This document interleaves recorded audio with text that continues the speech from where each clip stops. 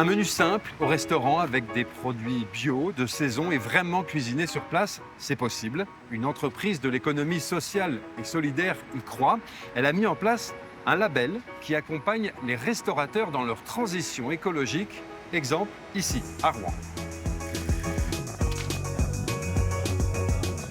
Sait-on vraiment ce que l'on mange au restaurant? Ici, le chef ouvre volontiers sa cuisine. Pas de pain de rongelé chez nous, voilà, toujours frais le matin. Quentin gère le restaurant de cette salle de sport depuis 6 ans. Pas forcément un lieu où on s'attend à bien manger. Dès le départ, il a fait un choix radical avec son équipe, celui de tout cuisiner. Là, je prépare un fromage blanc aux herbes et aux agrumes façon stracciatella. Donc c'est un fromage blanc d'Isigny. Il n'y a pas de produits pré-transformés. Un engagement que le groupe pour lequel il travaille, spécialisé dans l'escalade, a voulu concrétiser depuis 5 ans en obtenant ce label. Parmi les critères, la consommation d'énergie, le recyclage. Est-ce que tu as pu avoir mon basilic ou pas? Mais surtout des produits bruts de saison, les plus locaux possibles. Donc voilà, l'idée c'est ça, c'est d'avoir que des produits avec des labels, des produits bien sourcés. On travaille que avec des œufs plein air ou bio. On ne prend pas des œufs de batterie ou des choses comme ça. Ça n'a l'air de rien, mais c'est loin d'être le cas dans tous les restaurants. Selon l'Association française des maîtres restaurateurs, seuls 7000 des 175 000 restaurants en France proposent des plats entièrement produits dans leur cuisine.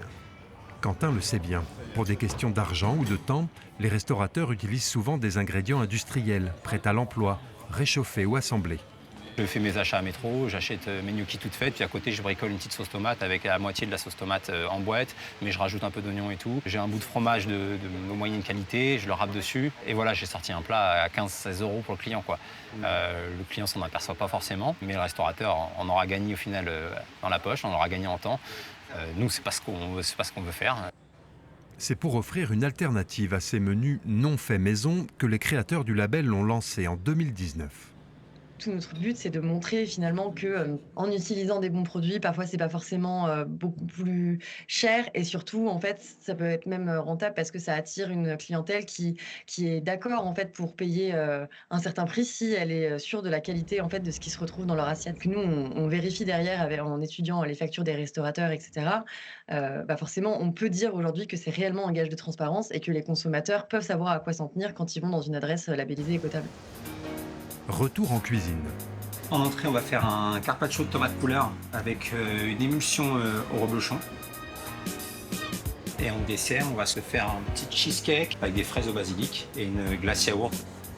Une carte volontairement restreinte à quelques plats cuisinés. Pas de célèbres sodas industriels. Ces choix bousculent les habitudes. Marion a souvent dû les expliquer. Les clients sont assez surpris, notamment sur les colas qu'on peut proposer.